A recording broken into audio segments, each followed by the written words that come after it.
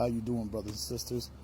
I got something I want to ask all the people out there supposed to be following Messiah, that wants to be teachers and follow his teachings. I want to make sure, let's go through this checklist right here in Corinthians chapter 9, verse 1 through 19. It's in 1 Corinthians, by the way.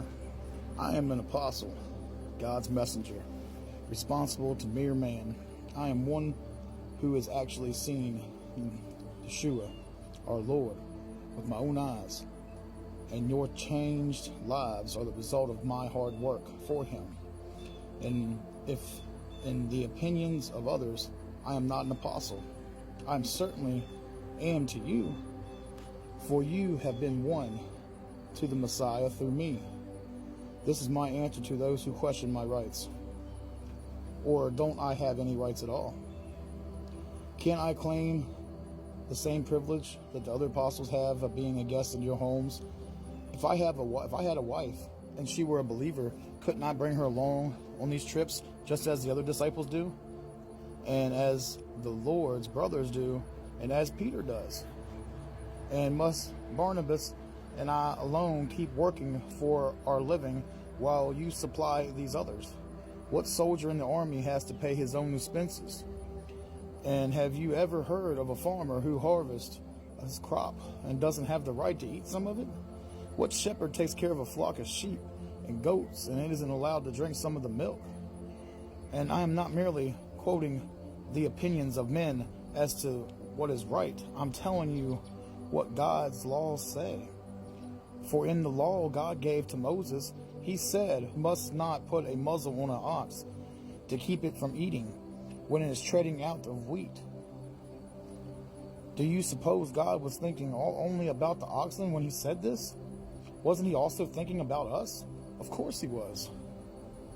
He said this to show that us Christian workers should be paid by those they help. Those who do the plowing and threshing should expect some of the harvest. We have planted good spiritual seed in your souls.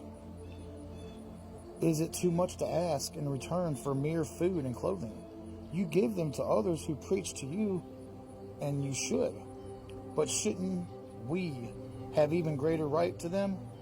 Yet we have never used this right, but supply our own needs without your help.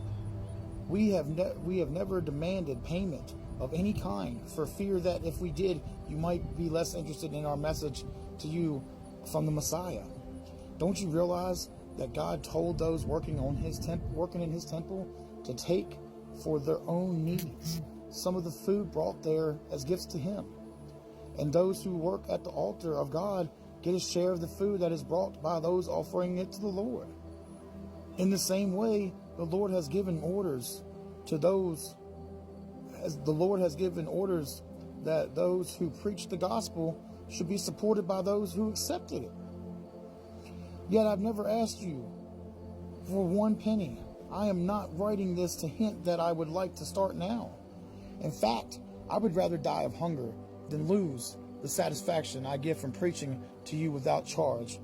For just preaching the gospel isn't any special credit to me. I couldn't keep from preaching it if I wanted to. I would be utterly miserable. Woe unto me if I don't.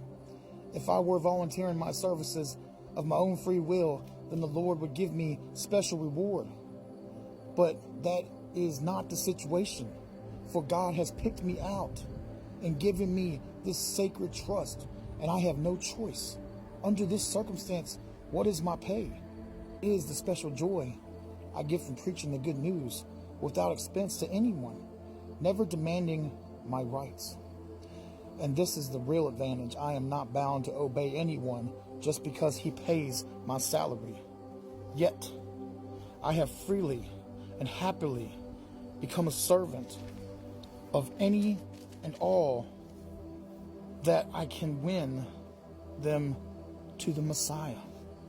Ever accepted gifts. I turn off my gifting on my lives. I do. And see, we're out here trying to win you people over with the Messiah, his teachings. We're not asking you for anything. At least I'm not. A lot of my brothers and sisters, they don't ask for nothing either. Only thing we're trying to do is spread the good news, share the gospel. I mean, it tells you plainly right there that we would rather die than have you go the other way because you think we're here to make money off of you, but we're trying to share the true gospels and be a true follower and a brother to Yeshua, the Messiah. So I tell you, I implore you, please watch who you share your pearls with. Be careful. God bless each and every one of you that's keeping the 10 Commandments and not celebrating these pagan holidays, not doing the feast, and doing what God expects you to do, to be a nice, humble servant, and to rejoice and pray each and every day for others. Ain't nothing better than that. It's called the joys and the fruits of the works.